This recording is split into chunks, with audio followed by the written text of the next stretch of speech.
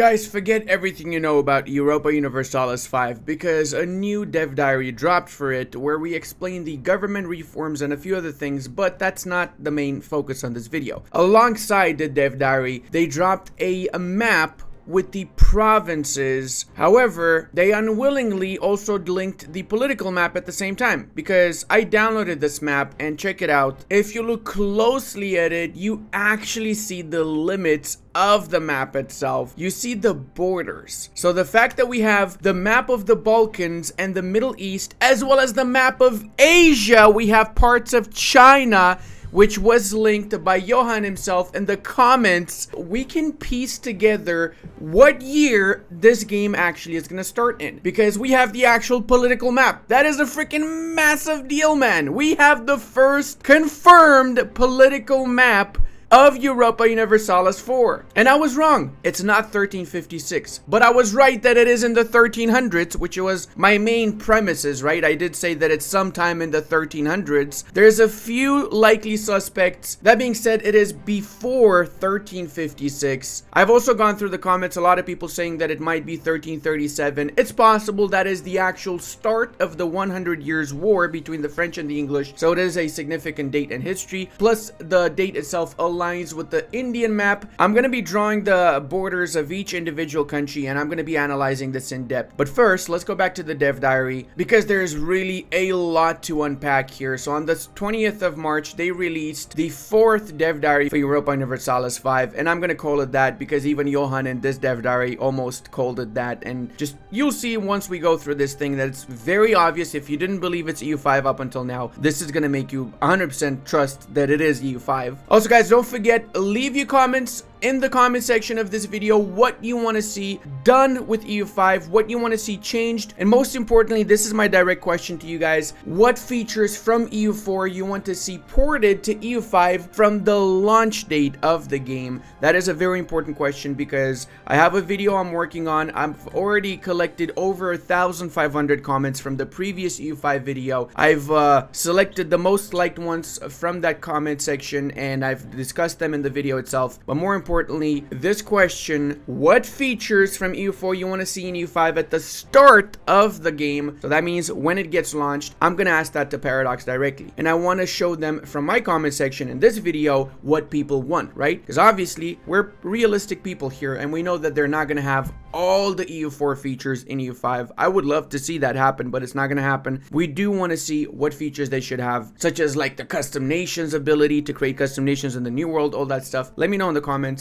I love to read your comments about EU5 because I see you guys are very passionate about it, just like I am. I am super hyped about this game, and I feel like it's actually going to be the greatest game that Paradox has ever made. The more dev diaries we get released, the more I'm more convinced. The more I'm more convinced, yes I am. And I want you guys to stick around for this video, especially because there's a lot of things that we're going to be unraveling here. Even if you read through the dev diaries, I know this has been out for a couple of days now. I've intentionally decided to release this video a couple of days later because I've been doing a lot of historical analysis. I've been reading up on my history books, been checking some old maps to see what is the conclusive start date for the game, as well as we're going to go back to the old dev diary and talk about the makeup of the Byzantine Empire, because last time I said in my video that this is likely the city of Thrace, right? The region of Thrace. But this is actually close to 1.4 million population. Now, the 1.4 million population, 1.3 million population that we see here is for the entire country. Johan also in the comment section did say in this dev diary that you only see the top 5 cultures when you check a province or when you check a country. So whatever is lower than the top 5 is not going to be shown here at all. So the fact that we have Arvanites and Armenians above Turks and above everything else clearly indicates prior to 1356, obviously. But more importantly, we now know, confirmed from Johan's mouth, that this is the actual starting population of the Byzantine Empire. And we toppled that up and we added to the next dev diary, today's dev diary that we're discussing, where we see the borders of the Byzantine Empire. It makes a lot more sense now, since the Byzantines occupy a hefty amount of land within the Balkan Peninsula. And I know you guys are going to be really hyped for this, so I'm just going to go ahead and I'm going to do the borders for the Byzantine Empire. We can zoom in a little bit here and we can see the borders starting from around this area all the way uniformly with the Bulgarians, which says a lot actually. And the fact that we have parts of northern Macedonia again says a lot. This means it is prior to the battles with the Serbian Empire, in which most of this chunk that I'm highlighting right now here was taken by the Serbs after those wars were lost. And yeah, let's continue with this. So this is essentially what the Byzantine borders look like. I'm assuming this is also Byzantine land, so they had the foothold there. Also, the southern bits here are separate from the other ones. We know this area is Venetian holdings, so this has to be the Morean parts of the Byzantines that they still had a grip over. So this being the Byzantine border here and having 1.3 million population, I've gone through some historical records. I feel like you guys in the comment sections were a lot closer than I was with 1337. Welcome to the fourth iteration of Tinto Talks. Today we'll give an overview of the different mechanics of the government part of the game. There will be development diaries going into much more detail for these later on. There's 5 different government types in the game, which determines a fair bit of what type of mechanics you get access to. As an example, republics do not have access to royal marriages, so we have confirmation that we will have royal marriages. Steppe Horde has a different view on war, peace, and conquest works compared to other different types of countries. So essentially, Steppe Hordes will have the same ability that they have right now in EU4 to annex provinces, to raise provinces in a different way maybe as well. Well, to raise provinces essentially. I don't know what the mechanics are, but the fact that he says that Steppe Hordes have a different mechanic shows that we will have some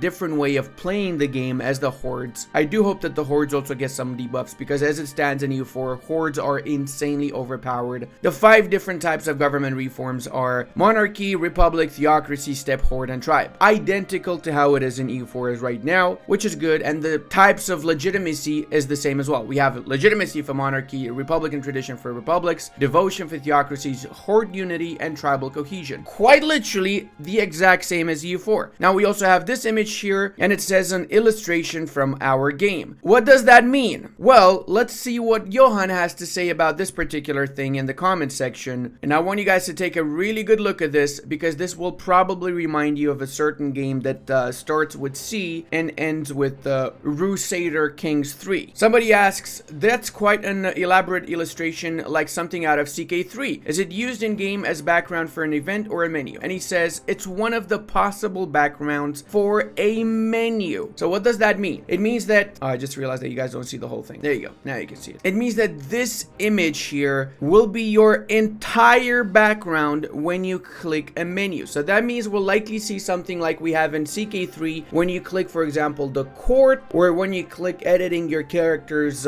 clothing and all that stuff, right? So there's going to be menus that take up the entire screen in EU5, something that's very different from EU4. I know that they haven't yet done the UI, and they're obviously asking us for our feedback on the UI. So that's why it's really important that you guys also tell me in the comment section what you think about this. Do you think it's a good idea to have menus where the entire screen is taken up in order to access a specific part of the game, or do you like the style that EU4 has, where you just see a part of the screen but you still have the main overall view of the map, the political map, or whatever you're watching, whilst you're doing specific things, like, you know, you check your economy, you still see the whole map, you don't need to specifically click one menu that shows the entire screen or not. Or maybe this is just like a special thing that you will definitely be pausing the game in order to access, like is the case with the court mechanic in CK3, right? I'm hyped for this. Whatever the case, I'm glad to see this is in the game, and I also realize this is probably some sort of Alhambra style Grenadian background for the Muslims of Iberia, right? Now he does say that together with the country rank, so we have confirmation that we will have country ranks. I hope that they add lower ranks, for example counties, so you could have county, duchy, kingdom, empire, or even add baronies. That would be cool. I don't know, I like to see more county ranks than just the 3 ones that we have right now: duchy, kingdom, and empire. Government reforms and local favor give countries names like Crown of Aragon, Kingdom of Sweden, Principality of Wales. Not all countries are countries that are based on owning locations on the map, though. More on that in later development diaries. Wait, what? Not all countries are countries that are based on owning locations on a map. What the hell does that even mean? I'm trying to process what exactly that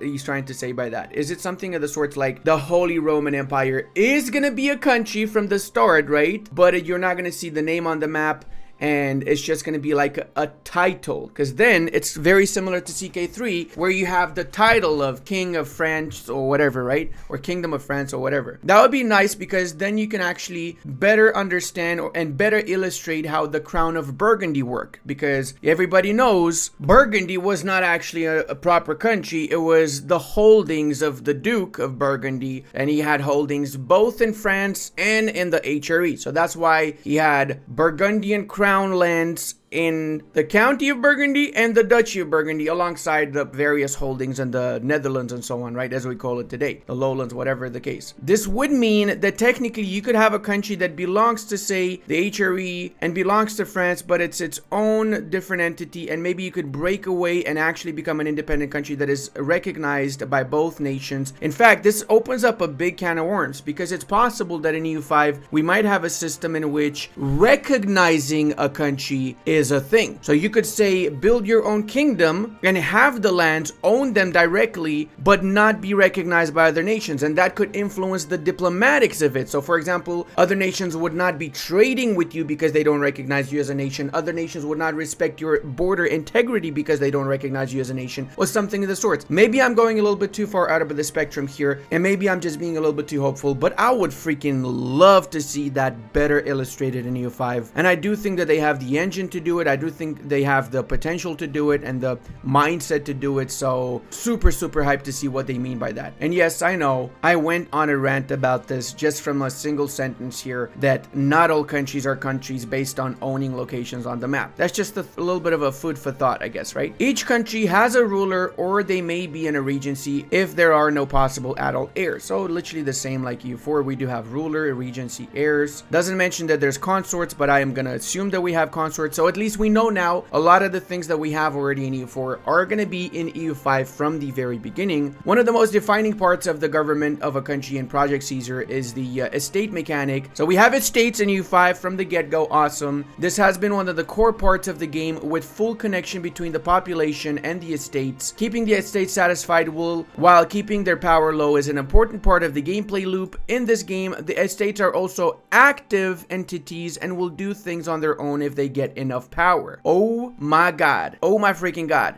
I'm assuming this is something akin to the estates building buildings on their own accord, or raising armies on their own accord, or something of the sorts. I'm assuming that would be so freaking cool. If, say, for example, you have a system like we have in Imperator Rome, where if you have a disloyal general, even though the army belongs to the country, you're not able to control the army. So maybe something similar to that, like that to the estates, right? An estate raising an army and you not being able to control it unless you have enough control and influence over that particular estate. That would be so freaking awesome. We also see here two government reforms, one culture specific and one government specific, autocracy and pashas. So culture specific, I'm assuming, is the autocracy, right? No, obviously it's the pashas. Come on, man, get your grip together. Obviously it's the pashas. The pashas do offer nobles power plus 100% and unrest minus 10%. Okay, I'm assuming this is not yet balanced, so I wouldn't take the values here too hard. And I also don't know how much 100% noble power means in terms of EU5, because we haven't played the game yet. So nothing we can say is too overpowered or balanced or whatever for the time being, because we don't have a frame of reference. Autocracy is basically the same like the autocracy in base EU4.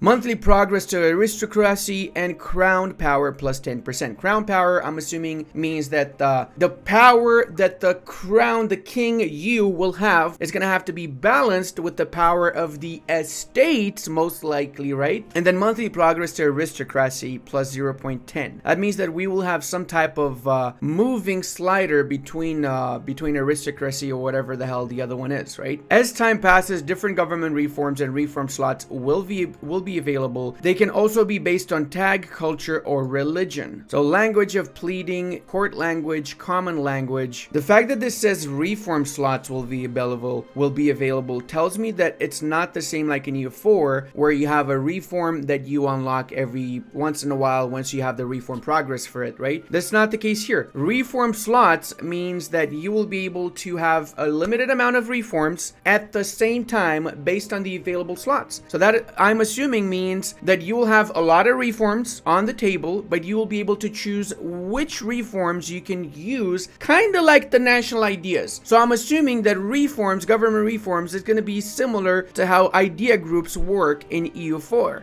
And now we have two of them illustrated here. Language of depleting, which is the court language. Monthly progress for serfdom, 0.10. Peasant estate satisfactory equilibrium, -10. So we have the equilibrium mechanics that we have in EU4, whereas the nobility will try to go towards a predefined amount based on the equilibrium. So if it's, let's say you have 100 loyalty, but your equilibrium for it is set to 50, then eventually your loyalty will go down to 50 to match up with that, right? Peasant power, -20%. So the peasants are going to be their own essential estate. Common language, monthly progress to free subject, 0.10. Noble estate satisfaction equilibrium, -10%. So these two are obviously in opposition to each other, right? So these are reforms that you can slot in, and one of them is going to give you serfdom power, the other one's going to give you free subjects. Opposite ends of the same spectrum. So then aristocracy here is going to be on the opposite spectrum with what? Democracy? What would be I don't know what's the opposite of aristocracy. And yes, guys, we do have sliders back. We'll talk about that as we progress in the dev diary because they talk about the sliders. Serfdom, free subjects are two spectrums of one slide. Aristocracy and the other one is going to be two spectrums of another slide. They're essentially bringing back the EU3 mechanic of the sliders, which Johan himself is very fond of, and a lot of the try-hard EU4 community on the forums is also very fond of. These are the two available possibilities in the law. Language of pleading for the country I tested. Law. Okay. Something that is different from a reform is what we call a law. It can have several different policies you pick from, and several laws have unique policies only available to certain tags. So that's tag specific, religion specific, culture specific, government type, or other factors. Now I'm honestly thinking that we might have a lot of things added to EU5 that are essentially an amalgamation of features that they've been testing throughout the years in other games like CK3, like Victoria 3. I mean, laws obviously we have in Victoria 3 as well. We don't have them in EU4, but interesting to see how they're going to be working in EU5. There are some drawbacks to adding new reforms or policies though, as it takes a few years for it to have full effect, depending on your country's administrative efficiency. Yes, a name for something else in another game, EU4. Admin efficiency is a name in EU4, but it fits here. Interesting that he mentioned this. Why would he ever mention this, right? Come on, just admit it's EU5. Everybody knows it's EU5. Come clean, next dev diary, just say, yes, it's EU5. Come on. We all know it is, okay? Regularly, if your government allows it, you can call in a parliament. If you don't do it often enough, the estates will start to get irritated. So calling in a parliament is basically something akin to the diet from the estates in EU4, from what I understand. Each parliament has issues it needs to resolve. The estates will have agendas they want done for their support. So I'm assuming that this parliament's going to be unique to certain countries. It might be to all countries. I'm not sure about that. Of course, you have options to push through what you want from a parliament if you're willing to accept the demands of the estates, like changing a particular law. All right, cool. This tells me that the parliament's going to be more than just summoning the diet and choosing between three agendas. It's likely going to be the similar thing to the parliament that we have in EU4, like the English have, for example, and so on, right? Or the parliament after you unlock the government reform. And then the parliament in EU5 is going to have a bigger influence because it's also going to shape how your estates are managed, which is a big deal. And you have the option of not calling the parliament, from what we can tell here, and if you don't call it, that's going to piss off the estates. Interesting. Another part of the government is the cabinet, which also grows in size as you become more advanced, allowing you to do more things. This is something that can be viewed as a hybrid between EU4 advisors and CK2 council actions. So we're not going to have advisors in EU5. Okay, we don't have 3 advisors and then we get mana points based on those 3 advisors. Speaking of, Johan said in the comment section, 100% no mana points. There's going to be no mana system at all, which begs the question, how are you going to be able to, develop and grow in size if you're a small, low population country? That's going to bring some interesting questions, isn't it? But yeah, the cabinet is essentially going to be one of the main things that you work with to improve your nation if they're going to be a mixture between council actions and advisors, right? Some of you may remember the domestic policies from EU2 and EU3. In Project Caesar, we're bringing the idea back in the form of social societal value. There are 7 that we took from these games. So we have these 7 that we have in EU3, and these are going to be directly taken to EU5. So I just found out aristocracy, the opposite of that is plutocracy. Who would have thought? Not democracy. All right, we got free trade, mercantilism, offensive, defensive, land, naval, quality, quantity, innovative, narrow-minded, centralization, decentralization. Oh boy. Johan does mention that one of these has been split in 2, and they've added 4 new sliders, bringing it to a total of 13 different societal values. Societal values are primarily affected by what other actions you do, like what policies you pick in a law or what reforms you pick. As with many other things in our game, this is not an instant action, but will be a gradual change over time. Okay, so it's not going to be something you can just click on one side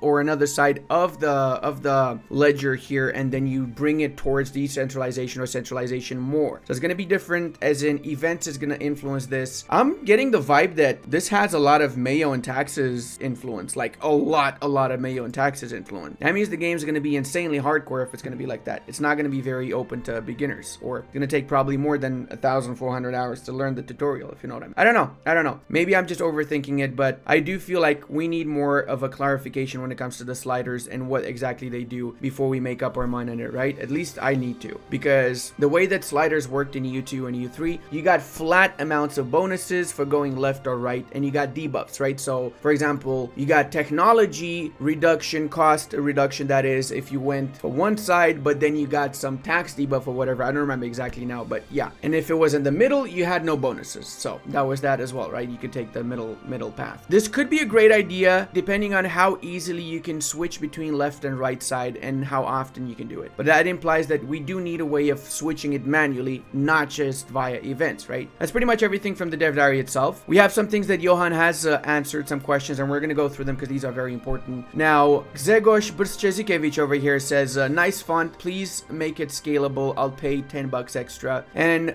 Johan says the UI is 100% scalable. That's great news. Massive improvement from other games, you know. Please tell me that the estates will have something to do with the population and economics mechanic of the game instead of just existing on their own little disembodied thing with no connection to the material condition of the state. And he says, yes. Very plain yes, doesn't want to elaborate, but that does mean that estates will be influenced by the population, which means likely by the culture, the religion of the population, and a few other things will influence the estates a lot. Then we talked about the menu. There's 3 questions here. How customizable are government types? Can you set terms on republican rulers, for example? Very much so, he says yes. Interregnum's a thing, that means our civil war is a thing, he says yes. When you refer to countries that aren't based on owning locations on a map, do these have government types that aren't enumerated in the dev diaries, or are they specific countries? He says something completely different for future dev diaries. Okay, he doesn't say no, so that's something, right? Will the UI be changed compared to a currently basic one for testing purpose during development? And he says UI has changed many times in the last 4 years and will change more before release. He literally just confirmed that the game has been in development for 4 years. He has confirmed that. Well, he did in a previous comment as well say that they started development in 2020. So yeah, he confirmed it. It's been developed for 4 years, which also means that it's likely going to be released next year with this confirmation. And with what he said previously, that means they're probably going to announce EU5 at ParadoxCon end of this year if there's going to be one, and then next year is likely going to be released. Or if we're lucky, it's going to be released this year. But then I don't want him to rush. Take your time with it. We want a perfect game. He says the current one basically has no artwork when it comes to the UI. Also mentions there's a 2-year cooldown on the parliament, on summoning the parliament. The estates do not care if it's been less than 5 years. So as long as you've called the parliament at least once every 5 years, you don't get a debuff with the estates. They don't get angry. He also mentions the reforms are not similar to the EU4 system, nothing with tiers or so. It's definitely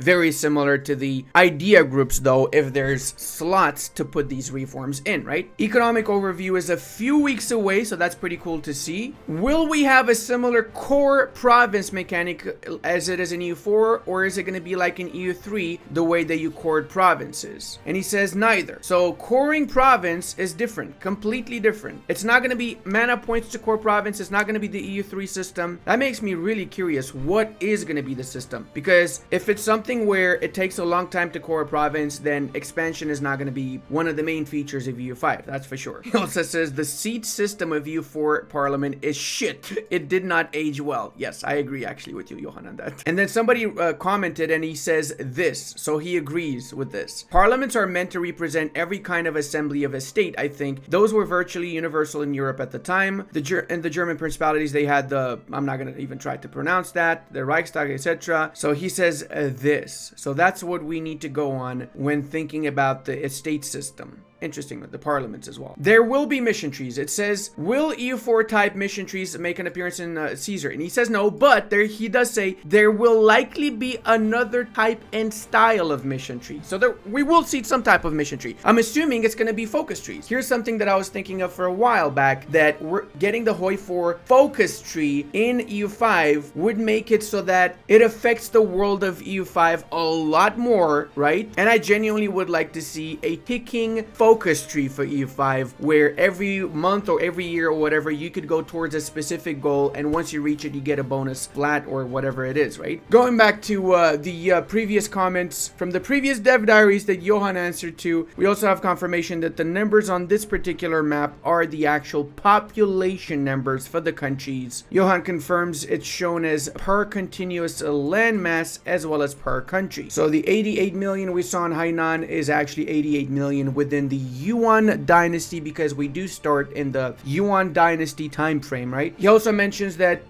literacy is going to be really hard to get for your country. By the end of the game, likely around 70% will be hard to get. Also mentions that not all locations are urban locations, so we might see different types of provinces, rural provinces, urban provinces as consequence. He says the terrain map mode is going to be similar to the Imperator one. There's going to be famine as a mechanic or some type of disease implemented in the game here. I'm assuming from his reply to this Wombat's comment. He confirms that Project Caesar will have a warfare system that involves moving units in locations on the map. So he puts a lot of people at ease with this, because this user here, Metz, asked whether it's going to be something similar to Victoria 3, right? Where it's just, it is what it is, everybody knows. He does mention it's going to be a proper war system, likely akin to CK3 Imperator Rome EU4. So I'm sure that puts a lot of us at ease. I know it does put me a lot at ease more now. We also find out that there's an average of 4 to 8 locations per province. So that's kind of similar to, say, Imperator, because now we know that we're going to have urban and rural locations, I'm assuming, right? Not the provinces. So the province is going to be the province, and then within the province we have 4 to 8 locations, some of which will be urban, some of which will be rural. So we're going to have some cities like in Imperator Rome, some villages from which we bring the food to the cities. So the village and the city is going to both work together to make sure the province prospers and doesn't starve or doesn't have lack of technology output or whatever, right? Now I was going to manually draw the borders myself, but I checked on the forums and apparently Old Zealand, thank you very much Old Zealand user, has already done that, and I'm going to use his map because it's actually pretty accurate. I double checked and that is in fact the political map of the map provided to us, right? Also, can we point out that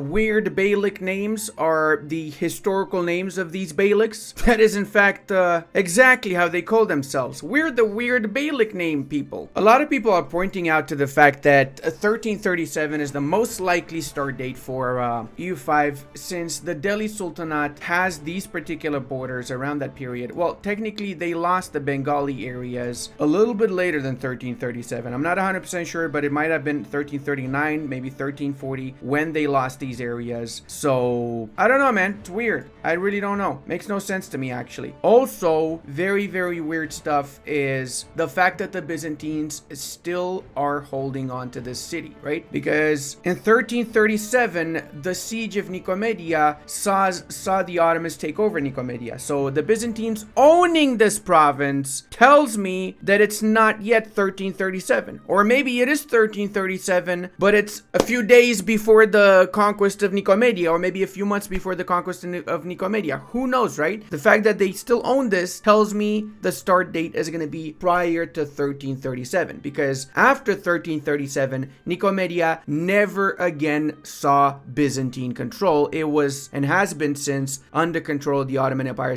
/ modern Turkey. So we know for sure it's not 1356. That's 100% now. Now the question is it 1337 or is it a few years earlier? Because it cannot be too many years earlier also. You got to realize that in 1342, the Serbians started expanding massively also in this area, so it's not possible. Then again, the Byzantines are still holding on to parts of Macedonia in this start date. Epirus is a separate entity here as well. We do have the Moravian parts still a part of the Byzantines. We have the Venetian holdings all around, the Genoese holdings all around. Gelibolu is not yet taken, obviously, by the Ottomans. We know that the Ottomans are just this big. This is the entirety of the Ottomans right here, and this here is a Karasi, which was another beylik that was one of the early beyliks to be annexed by the Ottomans. And then after the earthquake of 1354, 1352, something like that, that destroyed the Gallipoli, the walls, the Ottomans sneaked in and took Gallipoli from the Byzantines, and that was their foothold into the Balkans. So it's 100% not 1356. It is the year 1337 or before a little bit. We also have to take into account the fact that